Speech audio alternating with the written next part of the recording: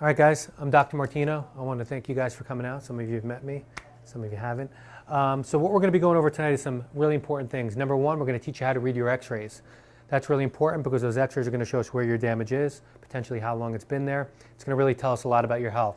Secondly, we're also going to be going over what chiropractic is. I really want to lay the foundation down tonight of what chiropractic is, because I think a lot of people come in to this office with an expectation of what chiropractic is.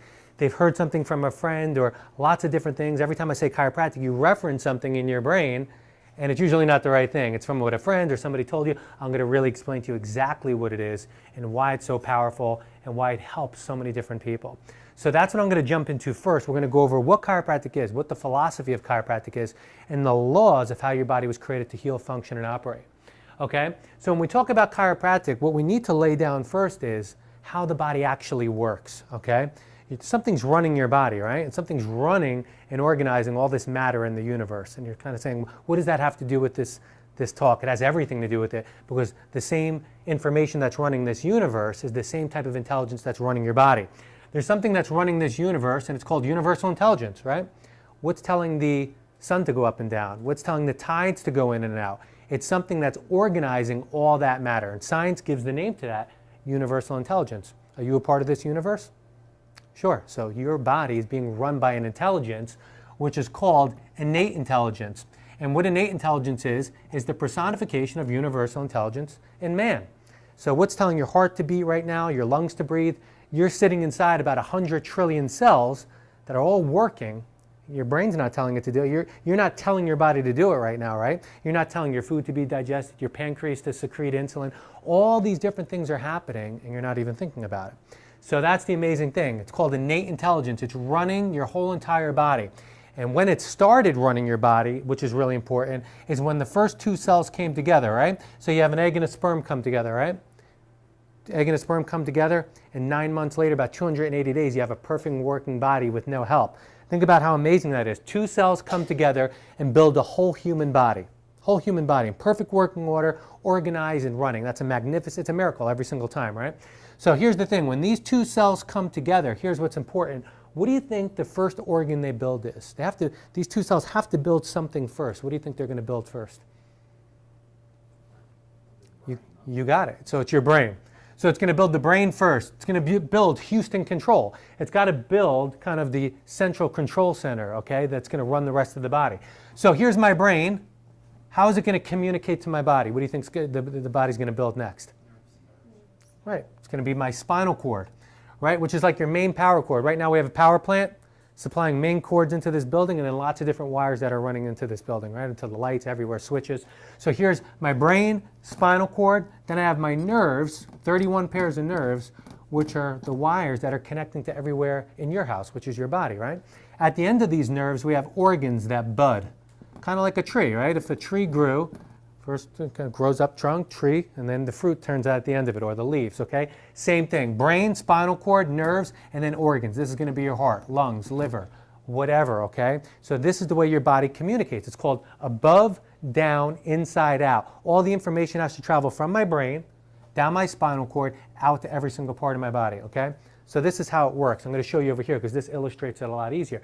This is how your body's been working since those two cells came together to the day you take your last breath. All the information, so everything is being run by your brain, okay? All the information on how to run your body is inside your brain, travels down your spinal cord, out over your nerves to every single part of your body, right? So just like I said, the only reason my heart's beating, my lungs are breathing, my food's getting digested, all these different things is because my brain's telling it to do it. So we want 100% of the information getting out to my body. So if my heart requires 100% of the information to be healthy, we want to make sure it's getting 100% of that information. Think about it. If I cut my head off, what happens to the rest of my body? You're dead, right? Can I cut my arms off and still live? Can you cut your arms and your legs off and still live?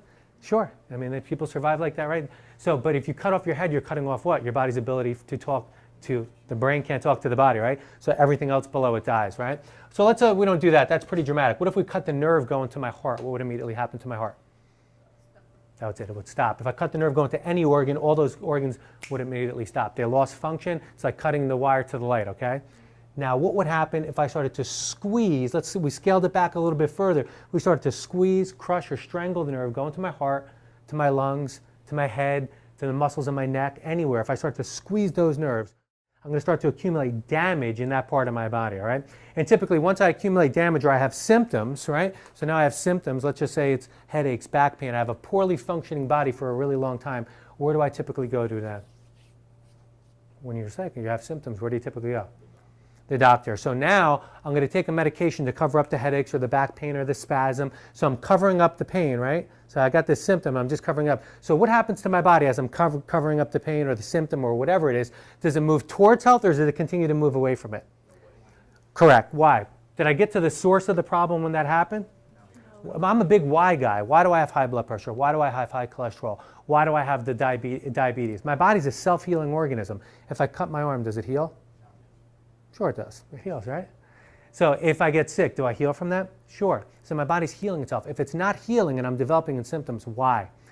Do I have high blood pressure because I'm lacking high blood pressure medication? There's a reason why your body starts to break down, and that's what I'm really trying to get into tonight. So here's the thing. Your brain controls all the information. So if it's communicating the way it's supposed to, I'm going to have abundance of health. My body's going to be communicating, functioning at a very high level, and I'm going to have a highly expressive body. I'm going to be in a state of health. Now, on the flip side, let's just say I have blockages, like we just said, in those nerves. The nerves are getting blocked. My body's moving into a lower performance level. It's going to get me sick. What can put pressure on those nerves? Because we know if we put pressure on the nerves, what's going to happen to the body? It's going to get sick, right? So that's where the spine comes into play. Now, here's the thing. We said the innate intelligence of your body runs your body, right? So your innate intelligence is all-knowing. It's omnipotent.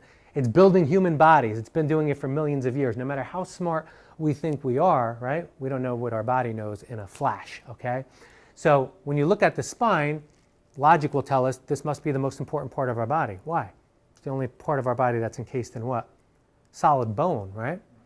So it's bone that it's encased in. So my brain's encased in bone, right? My spinal cord's encased in bone, and it's being protected, right? There's no other part of my body. My lungs and liver, everything's superficial, just ribs, but this is encased in bone in its entirety. So here's your brain up here. Now the reason why your spine's so important is because it's protecting your spinal cord. So here you go. Brain's up here, spinal cord's running through here. All these nerves are connecting to all different parts of your body, right? This one's going to your lungs, liver, heart. You see how that's all connected, right? So if your spine is in its normal position, and that is, it's supposed to be straight up and down from front to back, and from the side, you're supposed to have 3 distinct curves, one in your lower back, mid-back, and especially the one in your neck. When you have all those 3 curves the way they're supposed to, all the information can flow out to every part of the body. Your body's going to be in a state of health, okay? Now let's just say you sit at desks all day, okay? Or you're a little kid, you jumped off the roof when you were 3 years old, and you never got, you didn't know anything was wrong with you, you felt fine, okay? Or you see the people as they age, their heads start coming out like this, right? That right there, having your spine shift out of place like this, or the spine shifts out of place like that, that's worse than having a blocked artery in your heart. I'm going to show you why. So when you have these shifts, the spine starts to lose its proper integrity, or you have a force coming from the outside. Let's just say you play sports. You have a concussional force coming from the outside. These are all movable joints. What do you think starts to happen to these joints when they keep getting hit all the time? Shift out of place. So that right there, that's what we as chiropractors address, and this is what puts pressure on your nerves. So chiropractors are not doctors that treat back pain, neck pain, pancreas problems, headaches. Now, a lot of people come in for symptoms, but chiropractors don't treat any of that. All chiropractors treat, or what they're supposed to be treating, is subluxations.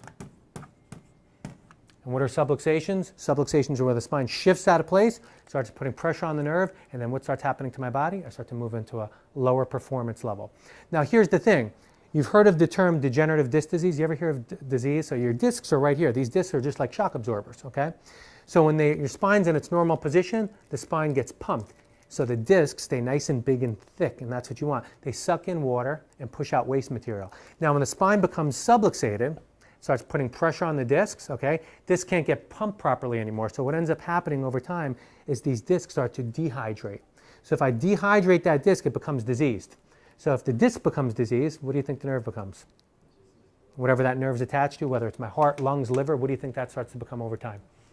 Disease. So that's why chiropractic's so powerful, because we're dealing with the very life force that's running your body. If it can't get out to your body, I don't care what food you put into your body, how much you exercise, what you do, if you don't have the baseline of how your body's supposed to communicate set up, you don't even have the potential to heal, okay? So the bottom line is we learned that the brain communicates all information to the body. It has to be communicating at near 100%. If not, it doesn't even matter what I do. I cannot be healthy. So most people talk about, what about the food that I eat? Yeah, food's important, okay? The food that I put into my body, I literally take that food and recreate myself from it. Does that make sense to you? My body digests that food, and the intelligence that runs my body creates me from that. So if I give my body bad material to create itself from, can it create a healthy body from bad material? But here's the thing. Let's just say, here's my stomach. I'm putting the best food. All organic food, grass-fed beef, vegetables, everything that we were created to eat, okay? Because there's foods that we were created to eat. But now I have a subluxation in my lower spine like this. So all these nerves are being blocked and crushed going to my digestive system, my liver, my gallbladder. Does it matter that I have the best food in my stomach if all the nerves are getting blocked and my brain can't even communicate information out to the body? No. So this is what's most important first. This has to be lined up first in the right position or approaching its best position for my body even to have the potential. So let's just say, who's going to be able to eat worse food and deal with that better? Somebody who looks like this or somebody who looks like this? So who's going to be able to deal with the stresses of life, or even if I'm exercising? What if I go and exercise on a spine every single day? Because people say, well, I exercise every day. What if I'm exercising on a spine that looks like this? If I have a bent nail and I keep banging it, what does it keep getting? More what? Right, so even before that, what's the most important thing you have to do before you even worry about eating better, exercising, is correcting your spine and get it back to its most normal position. Now I have a baseline of how my body's created to work. It's functioning correctly. Now all those other things are going to matter more. But so many people are missing this. See, what I'm trying to show you guys here tonight, it's not like a belief system. What I'm trying to show you is kind of something that's been in your blind spot. It's been there. It runs your body. It's a law. Just like this is the law of what? Okay, does it work the same here as it does in Kansas and Australia and New Zealand? It doesn't matter where you are. It's an absolute, right? So that's what I'm teaching here tonight. It's a principle of law of how your body was created to work. It's called above, down, inside, and out. Information travels from my brain, through my spinal cord, out to every single part of my body, right? So if I break that law, what happens if I break a law? Do you think I get good or bad results? Right, so it's exactly. So what ends up happening, if I start breaking that law, I start to develop what? Sickness in my body. And I can try to compensate by taking all the medications I want and pills and all these different things to never get into the true source, and I'm never going to have true health. I'm going to show you me. This is my personal story and how I actually got into chiropractic care. That's you? That's me, right? It doesn't even look like me anymore. That was about 12, 13 years ago now. But this was me. I won the Mr. New Jersey contest back in 2003. I was finishing up chiropractic school. So I was just about done with chiropractic school, and I was always into bodybuilding. I decided I was going to do a contest. I went to school in Georgia, but I was from New Jersey, so I flew up there. A couple of my buddies were doing a show up there as well. So the whole point of this is I was in the best shape of my life. I felt the best. I worked out 5-6 days a week. I was perfect with my diet, ate everything perfect, worked out perfect. So I was kind of gauging myself, hey, this is health. I'm working out, I'm exercising. Now, I was going to chiropractic school. You have to understand, was I getting adjusted? Sure, we were getting adjusted. Actually, in chiropractic school, a lot of times you're just going home adjusting your friends and everything, and typically making yourself worse, and I'll show you why. And when I first went to chiropractic school, I had my x-rays done, right? And my x-rays looked pretty good. So I thought everything was good, got adjusted here and there. And all the stuff I was learning in school about disease and dysfunction, none of that applied to me because I was what? Young. I thought I was young. Everything was great. I looked the best. I felt the best. So at that point, when I did the Mr. New Jersey contest and I went up to New Jersey, I said to myself, I was just happy to be there, and I actually won. So here I was, flew back to Georgia, was on top of the world, had all this predictability. I said, I'm graduating school in another month. I just won the Mr. New Jersey contest. I had a great job lined up for me. So I started working for this gentleman up there, this chiropractor, big chiropractor out there. And after about 6 months of working for him, I started to lose my health. Terribly. It was like literally one day I was okay, and then overnight I started to have all these symptoms. Headache, pain, joint pain, diarrhea constantly. I was going to the bathroom 5-6 times a day.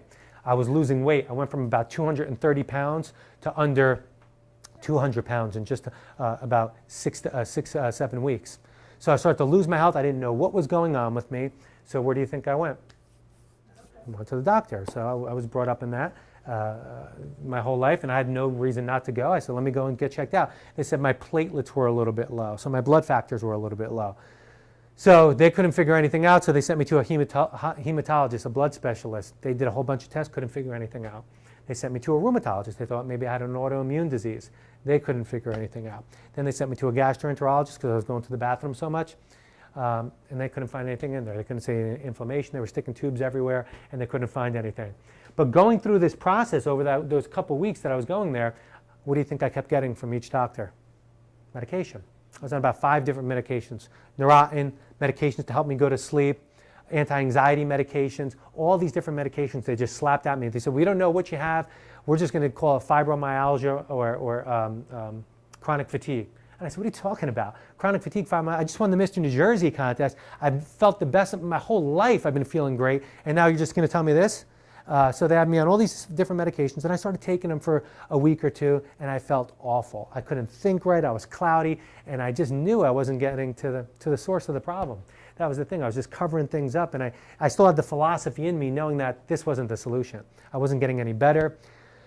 So I finally gave a call to a good friend of mine who was a corrective specialist, chiropractic specialist. He had opened up an office just off campus. So I went and saw him. He said, come down and see me. Went and saw him. Took pictures of my neck, pictures of my spine, and my spine was pretty bad. Worse, I couldn't even believe it was mine, and I'll show you what it looked like. But this is what my spine looked like, okay? So you really don't have any basis for this right now, but here's my spine. So that's my neck up there, okay? Let me show you what that looks like. Now your neck, you're supposed to, remember we said it's supposed to have a curve in it, right? It's supposed to have a 43-degree curve in your neck. So 43 degrees is kind of like having a blood pressure of 120/80, okay? That's what science has determined. 43 degrees is what you're supposed to have. When you have a curve in your neck, there's no pressure on your spinal cord or your nerves. The spinal cord has a lot of room, and the information can travel down from the brain like it's supposed to. Now you can see right there, that's my neck. My neck was completely straight, okay? So when it's straight, all right, now look, right here you don't see any yellow. When I straighten that spinal cord out, what do we start to see? I can actually see my spinal cord. It's getting stretched. So if I stretch a rubber band, does it get tighter or softer? Right? Thicker or thinner? Correct. So that's what was going on. So you can see right here, up here, you can see this is your spinal cord when you have a nice curve in your neck, okay? It's cross section. We're looking down the tube. Now right here, this is your spinal cord when you lose the curve in your neck. See how it got thinner? Right? You don't see as much of it, right? So which one do you think sending more information to the body? This one or this one? Okay. Which one would you rather have, this one or this one? For how long? Okay. This is the one that I had. So it had to have been going on. When I first got to chiropractic school, my spine was pretty good. I had a pretty good curve in my neck. But so I got to chiropractic school was 4 years. I went to 4 years of undergrad, 4 years of chiropractic school. So I started chiropractic school, had my x-rays, never had them again. So the stresses of life, just studying, exercising, all these things caused me to lose my curve over time. So it at least happened 2-3 years ago before I ever had my first symptoms. So I lost the curve in my neck. So what do you think started happening the second I lost the curve in my neck? As that was happening, what was happening to the cells in my body? Was I building healthy or sick ones? Now think about it. If I have 2 unhealthy cells in my body, right? Just 2. Do you think I'm going to be able to perceive 2 sick cells in my body? I just have 2 or 3 or 4? No, because I'm made up of trillions of cells. But if it's left there, and I start to develop thousands, millions of sick cells over time, eventually I'll cross the threshold that I'll actually start to have symptoms. So that had been going on in my body for at least 2, 3, possibly even close to 4 years before I ever had my first symptom. Right? And once I had my first symptom, my whole body started falling apart. All right? And here you can see on my lower back, so here's my left hip, my right hip. The spine's supposed to be straight up and down. Even if it's off just a couple degrees from left to right, it starts putting pressure on your nerves, choking off function to the body. So if my spine is shifted off to the left like it is right there, was my body healthy or sick? Exactly. So all those nerves, where do you think they go to? Digestive system, liver, gallbladder, cystic duct, muscles all down your legs, okay? So this is what was going on with me. I couldn't believe it. So I'm kind of like an all or nothing guy. Once I get into something, boom. This is like competitive bodybuilding. Whatever it is, I go 100%. So as soon as I found out, I'm like, this is it. I stopped taking all the medication because I knew that wasn't getting to the problem, and I felt terrible. I couldn't even think. I was kind of like in a medical straitjacket. I couldn't even go back to work. My parents started having to give me money to even live off campus when I was still at school because I couldn't go to work anymore. So that's the thing. Your health's your most important thing. Once I lost my health, I couldn't go to work. Okay? They were paying for my car. They were paying for everything. So I said, listen, I got to do this 100%. So I started going to this gentleman, this corrective specialist, 5 times a week, every single day. Sometimes I went twice a day, okay? I did that for about a month. Then I went down to about 4 times a week. At the end of 2.5 months, my symptoms started to get better. I started to gain weight. My headaches were going away. My joint pain was starting to go away. Everything. I knew my body was starting to move in the right direction, right? And then at the end of about 4 months, all my symptoms were just about completely gone. I had gained about 20 pounds. I was working out again. I was back to work.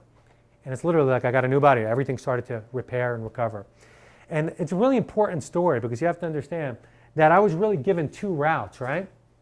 2 routes, the medical route or the chiropractic route. Now the thing is, how many people are ever, know this type of stuff or are even offered any other thing but just drugs and medication? I knew that my body wasn't going to be able to regain its health just by stuffing more medications, pills, and things down my throat. And I knew that wasn't going to happen. So I took a path because I had the right people to advise me. I had the confidence in myself that my body was created to work and heal. And I started working with my body's design rather than against it. And over time, my body started to heal. And the great thing of it is today, now the whole biography of my life has changed as a result of that. Because you have to understand, this is before any of that. I can tell you 100% that if I had followed the other route, never got to the cause of the problem, and just kept covering up my symptoms, that I would not be here today talking to you about the benefits of corrective chiropractic care, taking care of your spine. I would have been laid up somewhere. I probably would have been in a different profession because I had no energy. I couldn't even work. So the whole biography of my life was changed literally by the decision to take this route. So that's why I get up here twice a week for almost 10 years now, doing that over and over and over to teach people this principle because it literally saved my life and allowed me to have a beautiful family that I wouldn't have had without that principle, the principle that I'm teaching you of above, down, and inside out, and having a properly functioning nervous system. So now I have 3 children, married to a wife, and my whole practice is built off of the philosophy that I'm teaching you. So my greatest test in life, had I not gone through that test, I wouldn't be here today. So it was a blessing because giving that test to me put me through that experience, and as a result of that, I'm here to be able to share that with you and hopefully see that work in you as well. I'm not the exception. You understand this principle works in everybody. When you take pressure off nerves and your body communicates, your body starts to get better, okay? Always. It may not get better for the exact same reason you came. Somebody might come in here and say, well, I have migraines, I have this or that. When I'm adjusting you to get better function out to your body. What your body does with that information is completely up to it, but it's always going to do something good. The bottom line is, if you get adjusted and your body starts correcting those subluxation, what do you think starts happening to your body? Do you think your symptoms start getting better? Sure they do. You start to see great things happening to your body. So that was me. So as a result of that, I'm here today. And that gets me back into this. What we said before is that the United States, I think a lot of people think we live in the best country in the world, and we do for a lot of reasons. But when it comes to healthcare, we really don't. The United States only makes up about 5% of the total population of the entire world, but yet we're sucking up about 90 to 95% of all the medication that's manufactured for the entire world. Think about that. 5% of the population is taking 90 to 95% of the medication that's produced for the entire world. And we take about 99% of all the Vicodin, the hydrocodone, and all the antipsychotics. So we're taking almost all the medication that's produced for the world for all those different disorders. So here's the thing. They did a study of the United States, and they compared the United States to 37th of the richest countries. And they did a study in health, World Health Organization. We came in 37th out of 37th in health. So we had the most heart disease, the most cancer, the most high blood pressure, the most child obesity. We took the most medication. We were the worst in everything. They did a study with Johns Hopkins University, and it was called Years of Potential Life Lost. So if you lived in the United States in their study, we ranked dead last. You had the least chance of ever reaching your maximum age. So if you were supposed to live to 100 years old, that was the most your body could get to, you had the least chance of reaching that if you lived here in the United States. Now, so think about it.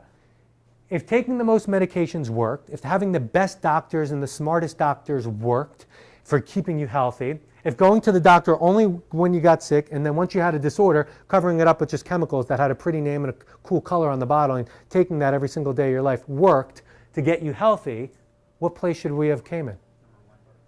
1, right? That would prove that our system works, right? We should have been 1, but we were dead last.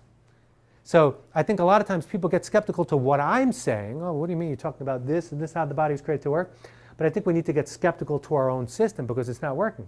We have the sickest people in the world. We have the most autoimmune diseases. People, what are most people? The history of what happens to most people is they're born, then they reach their 30s and 40s, and what starts happening to their body? I feel tired, I feel fatigued. They start going to the doctor. I'm depressed. Now, if you feel sick and your body starts breaking down, what do you think starts happening to your mood? Think you have an outstanding look on life when your body starts breaking down? So then we need it's pills for everything. You understand? But we're breaking a law. If you break a law of the way your body is created to work, you're going to get sick. If you don't put the food your body was created to eat into your body, and you put dead processed food into your body every single day, do you think you're going to start to build a sick body? Now you have a spine that's subluxated, creating abnormal cells all over in your body, and you combine those two things together. What do you think you have a recipe for? Cancer, heart disease, high blood pressure, high cholesterol. And now I got that body that has all those different things, it's functioning poorly, and then all I do is start stuffing medications in my throat every single day on top of that. What do you think is going to happen to my health real quick? It's going to get worse. That's it. It's not the solution. So we said the United States isn't doing really well in health, but here's where our system is fantastic. So we have the #1 crisis care system in the world. See, and that's what the system was actually created for. So if I got shot, stabbed, bit by a snake, is that a health concern or is that a crisis type situation? I tell people, if your head's split open, don't come see me. I'm not a crisis doctor, okay?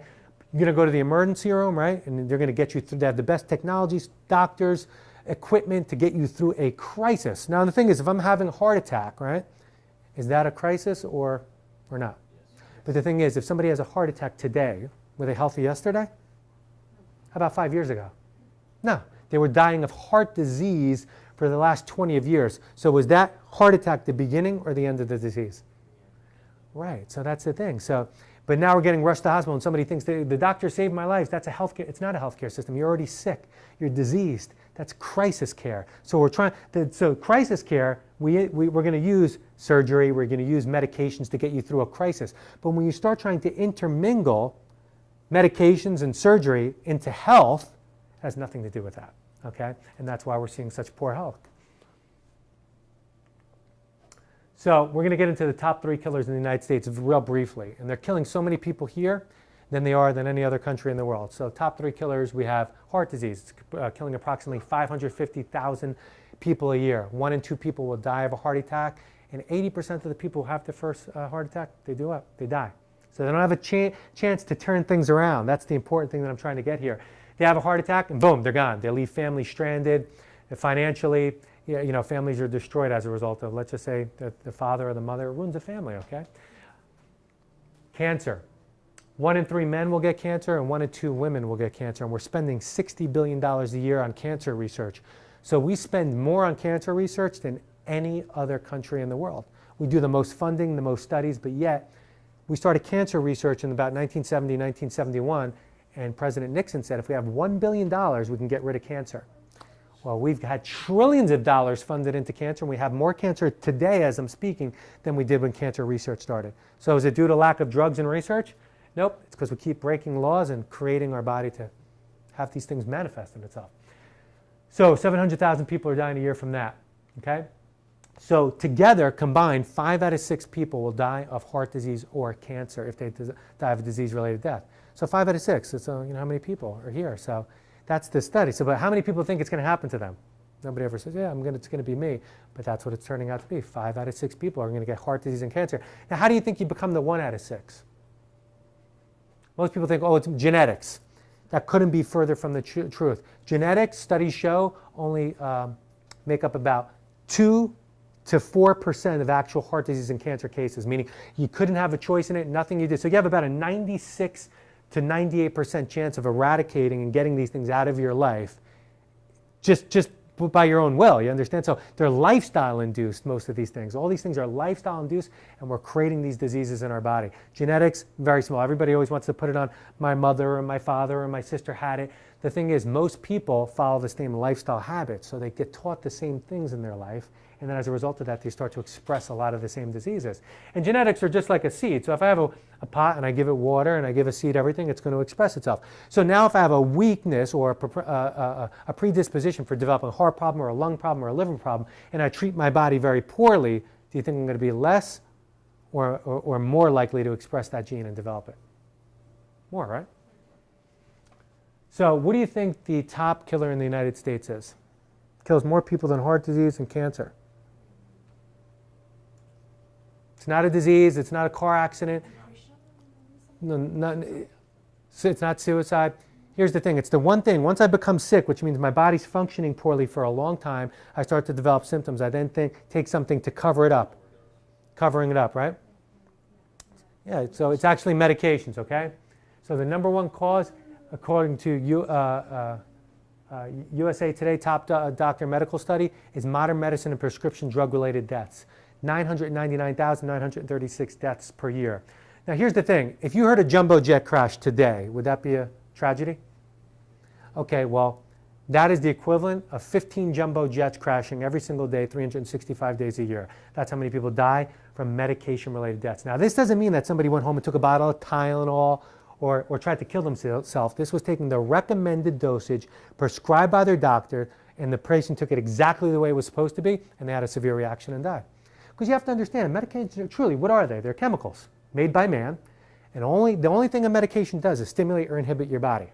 So think about it. If I have an overreactive immune system, they give me prednisone, which lowers my immune system. If I'm constipated, they give me a stimulant to help me go to the bathroom. If I have diarrhea, they give me an inhibitor. If I have a high blood pressure, they give me an inhibitor. So all medications do is stimulate or inhibit your body. So if I am stimulating, inhibiting my body all day long, can I be functioning at my optimal level if I'm chemically stimulating my body? So the thing is, why do you think you don't hear about all the deaths from all the medication?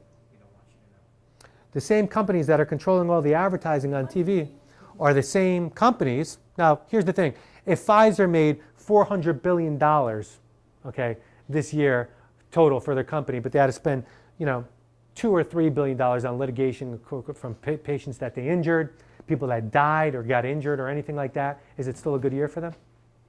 Sure, they made $397 billion. They spent $3 billion on people who were injured. So the same companies aren't going to advertise to you that they're injuring you, but it's a whole system, right? Because then you watch the shows at 10 o'clock in the morning, the lawyers that come on, and then it says, if you've been injured by this drug, that drug. So it's a whole thing, right? You take the drug, you get injured, so everybody's making money off of it, okay? But the bottom line is you only want to use medications when you're in a crisis and emergency life type situation and try to avoid them, find out why the body's breaking down, and then get to that, okay? So these are the top 3 killers. Heart disease, cancer, and we said modern medicine. Why are these the top 3 killers? Why do you think these kill so many people? Well, the reason is we got to look at what most people think health is, right? Most people think you're healthy if you're what? Feeling good, right? Or looking good. If I go to the store and I show pictures of healthy people, right? What do they look like? They're skinny, they're tan, if they're on a magazine cover. That's what's been projected to us of what healthy is, right? If that was really the truth, if people who looked good were the healthiest people, then supermodels and athletes would all be the healthiest people in the world. But we know that's not true, okay? There are people dying very young that look great all the time. So it's not about how you look or how you feel, because that's what most people think about it is. But that's why we miss heart disease. That's why we miss cancer. Can you have 2 or 3 blocked arteries or arteries that are approaching full blockage and have absolutely no symptoms? Sure. Absolutely. You can have 3 arteries blocked at 80% in your heart, approaching having a heart attack and have no evidence of that whatsoever. Can I have stage 3, stage 4 cancer in my body and have no evidence of that whatsoever? Absolutely. And then be given, as soon as I get my diagnosis, 3, 4, a month, 2 months before I'm actually dead. So basing your health off how you look or how you feel is why our country has so many problems with heart disease, cancer, and pretty much every disease, because we're basing it just off if I feel good or I look good, I'm healthy. And we know modern medicine's killing so many people because if my body's functioning poorly and all I'm doing is covering things up, I keep just moving in the wrong direction. All right? So if it's not about how you look or how you feel, then what do you think health really is? Well, I'm going to get into that right now.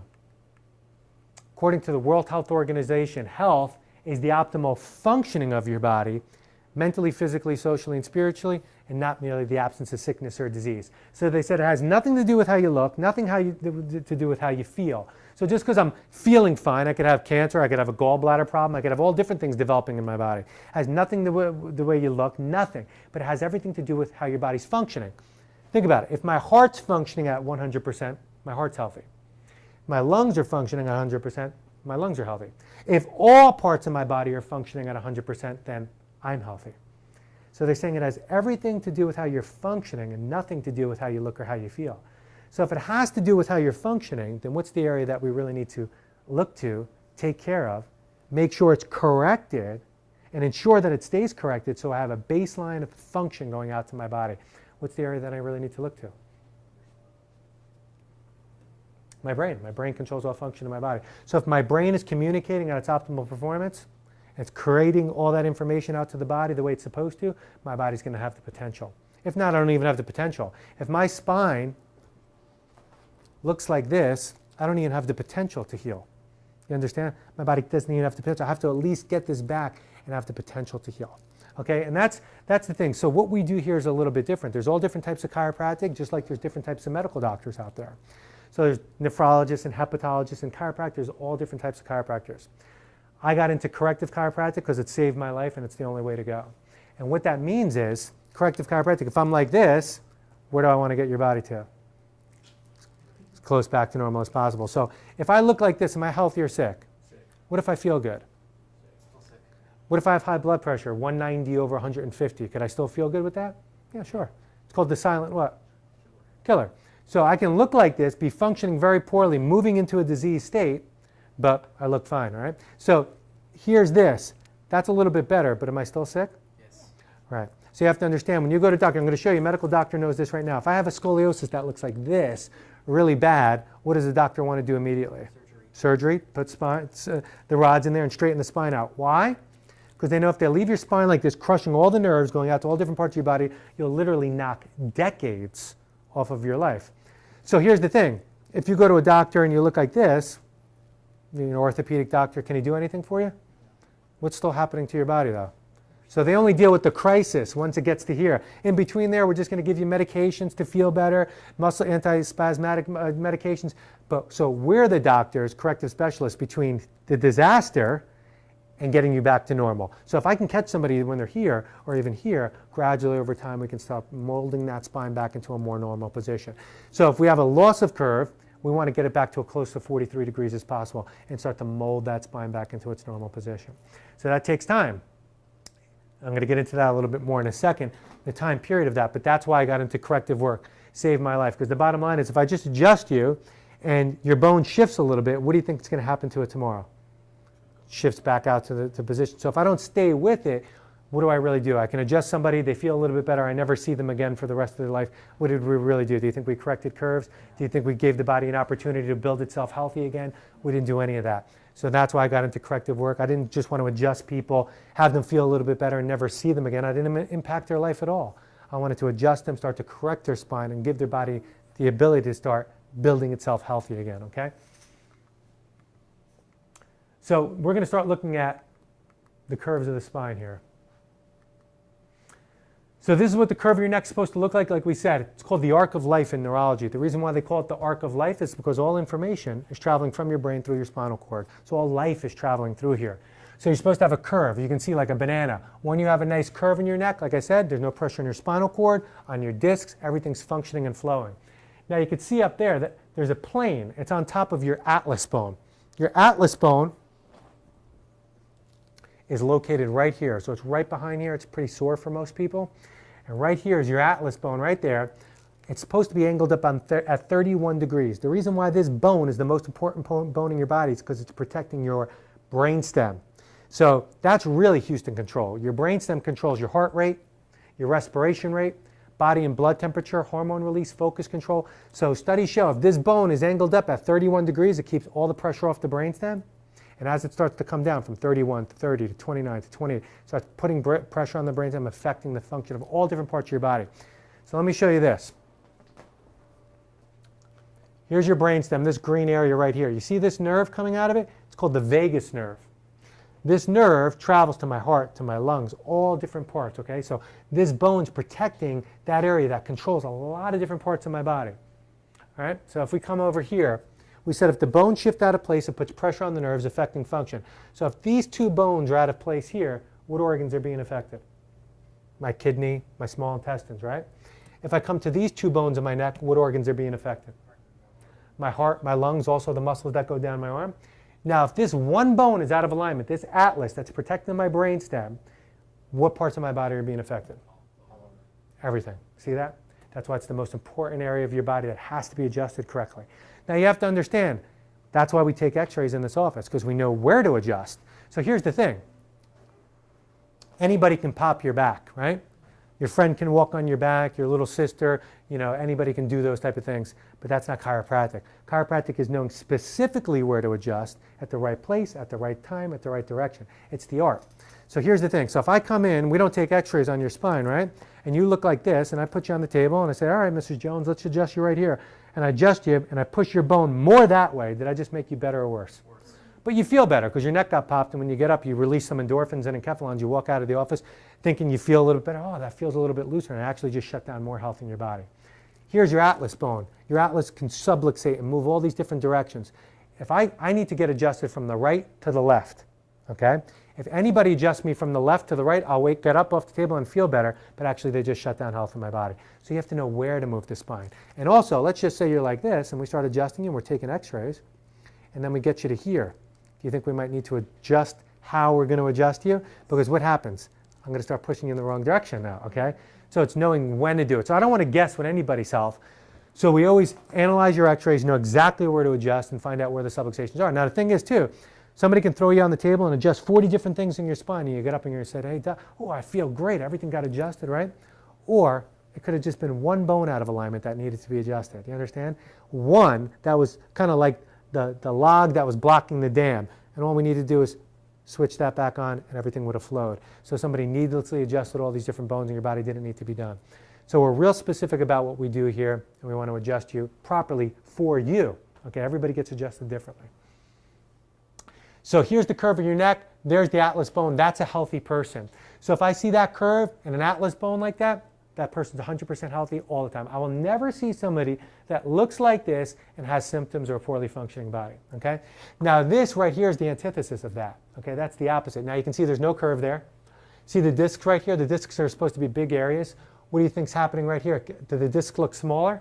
Yes. So what do you think's getting choked off from the body? More life, okay? So we're going to kind of get into the phases of that real quickly. These are called the phases of degeneration, okay? This right here is a normal neck. Now, if you lose that curve in your neck, how do you lose the curve in your neck? Like I said, just being alive, sitting at desk, playing sports, just gravity pushing down on you every single day of your life is going to cause your spine to start to break down. Are the stresses in our life higher than ever before in the history? We have more chemical stress in our body, more emotion. Somebody can get to you, text message you, get into your life whenever they want. Anybody can. So there's more chemical, emotional, and physical stress ever. So our bodies are breaking down faster than ever before. So that's a normal spine. If we become subluxated and lose that curve in our neck, we go into a phase one. Phase one's so damaging because 90 to 95% of people lose the curve in their neck. They have no evidence of it. It's like you have high blood pressure. Okay, but this is affecting more things because your whole body's starting to shut down. Most people have no evidence of that whatsoever. They usually leave it uncorrected because nobody teaches them anything otherwise. So that moves into a phase two. Now phase two, you can see this is phase one, spine is straightened out and the atlas bone starts to flatten out. Phase two, you can start to see that the discs are starting to get thinner. Because why? If I lose the curve, I'm starting to put pressure on top of the disc. So what do you think they start to do? Collapse and fail, right? So this right here takes about 7 to 10 years to go from here to here, another 7 to 10 years to go from here to here, and depending on your lifestyle, another 7 to 10 years to go to phase three. So in phase two, that's usually when I see people walk into my office. That's when they come into my office. They're usually on medications. They don't feel good. They're fatigued. Why? Because they've left the problem uncorrected for a very long time. So most people say to me, well, doesn't it have to do with your age? It has nothing to do with your age. Can a kid go to the dentist at 13 years old and have a cavity? Absolutely. So can a child have a subluxation in your neck at 2 years old, at 4 years old, at 5 years old? Absolutely. But it's a misalignment uncorrected over time. So if I leave a cavity uncorrected over time, what does it develop into? Potentially a root canal, the whole tooth dies. So if my spine becomes subluxated, nobody ever looks for it, detects it, and it's left there rotting my spine out, I start to progress and become worse and worse. So this is just time of subluxation left uncorrected. I go from here to here. So as I'm going through here, I'm getting sicker.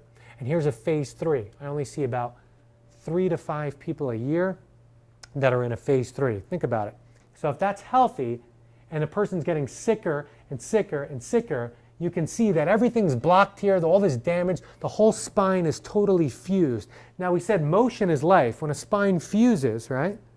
How much motion is there in fusion? So how much life is getting out to the body? So why do you think I don't see a lot of people that look like they're in a phase three? They're either dead or they're on their way out. they're not coming into my office. Their body, no information is getting out to my body, right? And my body can't create healthy cells anymore. It's dying. So as a result of that, my main goal of this practice is to find out where you are in this spectrum and get you as close back to normal as possible, okay?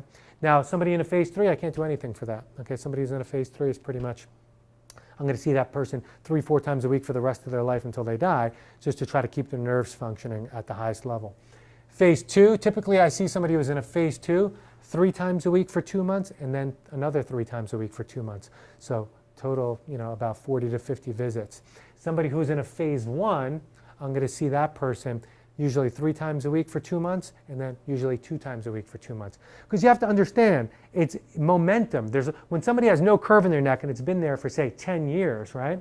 If I adjust them once and then I don't see them again for 6 months, what do you think you can do? It's like going to the orthodontist, you want straight teeth, they're crooked, and he says, hey doc, can you put the braces on my teeth today, then we'll take them off, and I'll come back next month, we'll put them back on for 1 day every month.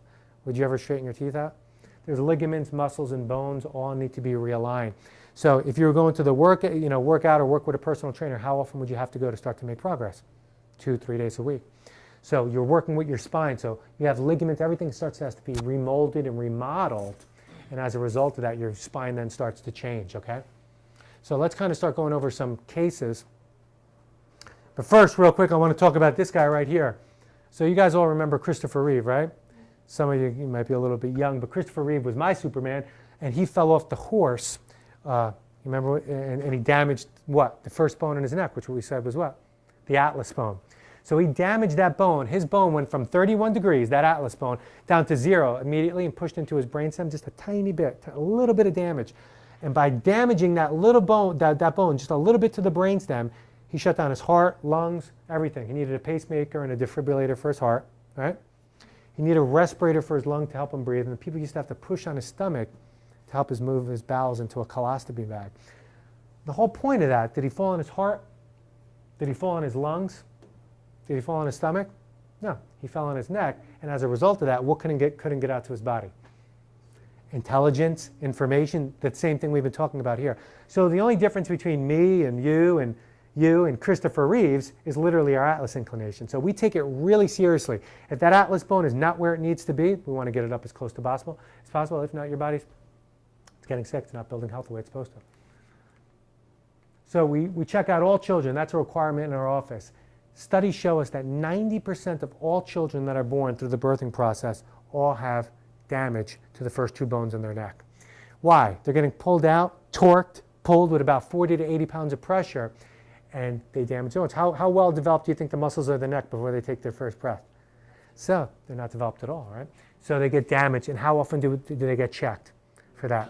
We bring them to the pediatric dentist, we bring them to the pediatrician, we do all these different things, but we never bring them to a corrective specialist to check their spine to see if they have damage. So that's why I check out all kids. I'll check them out for free. And if they have no coverage and there's no way they can afford the care, I'll make sure I even treat them for free if there's no way that they can get the care. Because there's no way I'm going to see a kid sitting here in my office, know that he has damage in his spine, and know that in 30 seconds I can adjust them, turn life back onto their body, and leave that kid there with that. So it's mandatory that we bring in all kids and at least get them checked. Because the bottom line is, if you understand this principle, why wouldn't you want it for everybody in your family? It's not just about treating people with scoliosis or back pain or neck pain. It's about getting everybody correcting their subluxations and keeping their body functioning at the highest level they can. So here's a gentleman who came into my office. This guy's name was Jack. Okay, when he came into the office, had shooting pain down his arm. He was on a beta blocker for his heart. He was having a heart murmur. Okay, I'd been going to a chiropractor for 10 years on and off, different ones, okay? When he moved to Houston, he started to come to me and we started to do things differently. But I'd been going to a chiropractor. Now the whole thing, the first thing that most people want to know when they first come into my office is what? How much is it going to cost? Does my insurance pay for it? And those are all valid reasons. The thing of it is, and are you in network? I never go in network with any plan, and I'll tell you why. If I go into in network, I'm literally signing a contractual agreement to work for your insurance company, which I don't want to do because their main goal, an insurance company's goal is what? Keep as much money for their company as possible. They want to deny claims, give the most shallow amount of care. So by going into network, They basically have a panel of doctors that tell me how I'm going to work. Pretty good for them. I went to school, I open up the office, I take all the money out, build this whole place, and then they can tell me exactly how they want me to practice. So whose recommendations do you want? Some person who their main goal is to just get you out of the little bit of pain that you're in, not get to the true cause of the problem and get you out of my office, or the person who was trained to actually correct your spine. And my main goal is to want to get you the best possible care. So whose recommendation do you want? Mine or theirs? So I never went in network. So this guy had been going into in-network for his whole life, 10 years. So I had neck pain, go get adjusted 2-3 times. Pain got a little bit better, wouldn't go back to him for another year. So I've been doing this for 10 years. So when he came into my office, he said, Doc, I know exactly what I need. I go to chiropractors all the time. Sometimes people have been going to chiropractors are my toughest patients because they go, no, right here, Doc, I need to get adjusted here. I've been doing this. I said, hold on. Let's look at this. You've been going to a chiropractor for 10 years, but yet you still have the exact same problem that you did 10 years ago. So what you've been doing is failing. And I said, I don't want to repeat that. So I took a picture of his spine, and I said, when was the last time you had x-rays of your spine? He said, about 8 years ago. I said, so your chiropractor's been adjusting you based off x-rays that you had 8 years ago? He's like, yeah, and the other chiropractors didn't even do x-rays. And I said, so how did they know where to adjust? He said, and then he kind of started to think, okay, I see what you're talking about. So we took x-rays of his spine. Now he had a straight spine. He had 123% loss of his spine, meaning his spine actually went the opposite direction. So I had a completely straight spine. His atlas bone was supposed to be up at 31. His was only up at 14. Okay? So was that man healthy or sick? Sick. His brain was getting shut off from his body. His body was not working the way it was supposed to. So I saw that gentleman 3 times a week for 2 months. Then I saw him another 2 times a week for 2 months. So at the end of 2 months, I took a new set of x-rays. We measured it. He was doing a lot better. And then at the end of another 2 months, we saw him another 2 times a week. We took another set of x-rays, and here's what his spine looked like. He had a 33 out of a possible 43-degree curve in his neck. His atlas went to a 32 out of a possible 31, so it even overcorrected. Neck pain was completely gone, off all his medication. His heart murmur actually went away. So off the beta blockers as well. So here's the thing. Here's what 10 years of in-network, symptom-based chiropractic care did for him. Here's what 4 months of corrective chiropractic care did for him. He invested a little bit of his own time, his own money into himself, and as a result of that, what did he get? Which one was worth it? 10 years of wasting your time, never getting to the cause, or 4 months and he got to the true cause and his whole body started to get better. So just unbelievable, powerful thing. So the whole thing, his whole life was changed as a result of it. This was Mark. I tell this story over and over again because it's one of the most powerful stories that we ever had in this office. So Mark, this guy cleaned pools for a living, right? He's 47 years old, was out there cleaning pools all the time, so he developed a curve in his lower back, started to get really bad lower back pain. So he was going to the doctor, was just taking ibuprofen. When that wasn't working, he went to the doctor, started taking hydrocodone, all that type of stuff. Pain was getting worse and worse. So he then went to the doctor and they started doing injections in his back. That helped him a little bit. Still wasn't getting better. So you could see right here, his spine's supposed to be straight, but it shifted off to the side, right? So again, was he healthy or sick? Sick. Bad function was getting out to the body. So before he came to my office, he went back to the doctor, and they looked at his kidneys levels. His kidneys were starting to shut down. His blood levels came back to his kidneys were shutting down. They were functioning at about 60%. So he got referred to a nephrologist. Nephrologist then wanted to put a kidney catheter to drain from his bladder, that's that tube, from his kidney into his bladder to help his kidney drain. And they told him, you got to come off all the medication. You can't do that anymore. And he said, well, what am I supposed to do? I can't go to work if I can't take pain medication. And he said, well, go to a chiropractor or a physical therapist. They're good for back pain. So luckily, he was out taking his garbage out. 2 next door neighbors down from him, they saw each other out there and they got to talking. And she came into my office. She said, go see my chiropractor. He came into me.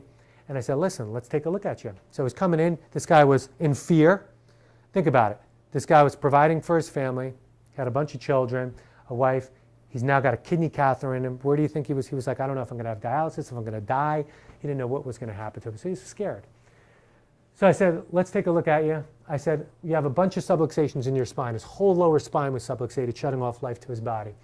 And when I showed him and I said, that's your problem right there, he said, it can't be that simple. I said, it's that simple. Why does it have to be so complicated? Why does that make sense that the nerves are being crushed going out to all those parts of the body? I said, yeah. So if we take pressure off, is it going to get better? Well, it'll have the potential to. Your body will do what it can, but you don't even have the potential right now. So I started adjusting him daily. He was coming to my office almost 5 days a week at this point for 2 months. And then at the end of 2 months, we took a new set of x-rays. He was doing great. Started to feel better. His back pain was getting better. And then we saw him another 3 times a week, sometimes 4 times a week. At the end of the 4 months, that's what he looked like. So at the end of 4 months, his spine was completely corrected. Did he still have back pain? Sometimes. It's not about being perfect, but he was way, way better than he was before. His quality of life had gone up dramatically. And what's the one thing that you see that's missing? Tube. His kidneys actually came back online, and the function went back up, and he was able to get that removed. Now here's the thing. When he went back to his doctor, what do you think they said? We don't know what it was. Spontaneously, miracle, right. But really what it was, the body just doing what it was supposed to do. It was given the right opportunity, and it started to heal itself. The body will heal from anything if it's given the opportunity. So it's about getting you to correction first. That's the most important thing. Then crossing you over into lifetime care, and then maintaining that for as long as we can. Hopefully you stick with me forever, okay? But we don't want to go through the whole thing and then never put the retainer on and keep you where you're supposed to be, all right? So that's the thing. We want to make sure you stay corrected. And it's not just about, adults like we're talking here, it's children as well. Children are on Adderall, Ritalin, all these horrible different drugs more than ever before in the history of the world. Here was a little girl that came in, she was only 4 years old, she was having headaches, they wanted to put tubes in her ears, she was getting infections all the time. And here's the thing, she had a sister, she lived in the same house with her, she didn't have any of those things. So why does one person get one thing and the other person not? They're eating at the same table, they're brushing with the same toothbrush sometimes. The one girl keeps getting sick over and over and the other one doesn't. The body's not functioning correctly, the immune system's weak. Why is it weak? Is it because it doesn't have enough antibiotics, enough pills? No, it's because there's something interfering with it. So you could see when she came in here, completely straight, right? Atlas bone completely flat. I only had to adjust her a couple times a week over the course of about 3 months. And this is what her neck looked like in just 3 months. So once she got to here, her spine almost completely corrected. She didn't have to have tubes, but he put it in her ears. She wasn't getting infections anymore. They took her off all the headache medications, everything. Isn't that crazy? They just approved the Oxycontin for 11-year-olds right now. Did you read that thing out there? So they're just wanting to put more kids on drugs, and they're not getting to the cause of the problem. All we did was adjust a couple little bones in her neck, correct her spine just a little bit in her neck, took pressure off on her spinal cord, and her whole life was changed. But if we never did that, where would she have ended up? Medication, a victim of the system, and her whole life she would have thought she was just a victim. Oh, I got diagnosed with this, I have ADD, I can't think right, they put tubes in my ears, I'm a weak, damaged person. She's not any of those things. All she did was have damage done to her spine, we corrected it, her body started working the way it was created to. So her whole family comes in, gets checked out constantly, and they're always under maintenance care. So here's the thing, we're going to go take a look at your x-rays now. Now there's 3 requirements to be a patient here in my office. And I have those requirements, they're not bad ones, they're good ones. We want you to be happy in this office. So number 1, you got to be committed. Committed to coming in, taking care of yourself, taking personal responsibility for yourself and your health and your family's health. Coming for your adjustment, making all your adjustments, doing that. Because if not, the only person that doesn't really get the results is you, and I want to see you get results. So number 2, if you have any children, it's mandatory for them to come in and get checked out. We check out all kids. We want to make sure there's no damage to their spine. So if you become a patient here, have to bring in your kids to get at least checked. And number 3, what I do here is pretty much minister the chiropractic message. So many people don't know about this. I mean, can everybody here today kind of say that they probably learned a little bit about chiropractic and didn't know really this is how everything was really working, or at least been opened up to some new ideas? Well, that's the thing. So many people don't know this principle and don't know that there's this way. Nobody knows it. There's people that you know and you know and you know that may be on medications, having a poor quality of life, and don't think there's any other way for them. So we do a dinner talk about twice a month, and something that I get most of my patients come in from those dinner talks. And it's not a powerful thing that we're going down there trying to pressure people. We just want you to help us get people there. If you become a patient, tell somebody about what we do here. We go down to Lupe Tortillas, just a small restaurant down there. Sometimes it's 40, 50, 60, 70 different people down there. But when you're there, it's not a high pressure thing. You order your food. While the food's being prepared, I just talk about the spine for about 10, 15 minutes, tell people about the spine, let them know how their body was created to work, and then give them a great ability to come in the office to get checked. They don't have to become patients, but I at least want to just be able to tell them, let them know there's something out there that could potentially really change their whole life, like it did mine, like it did thousands of other people here. So we just ask you to do that. So those are just the 3 requirements we have.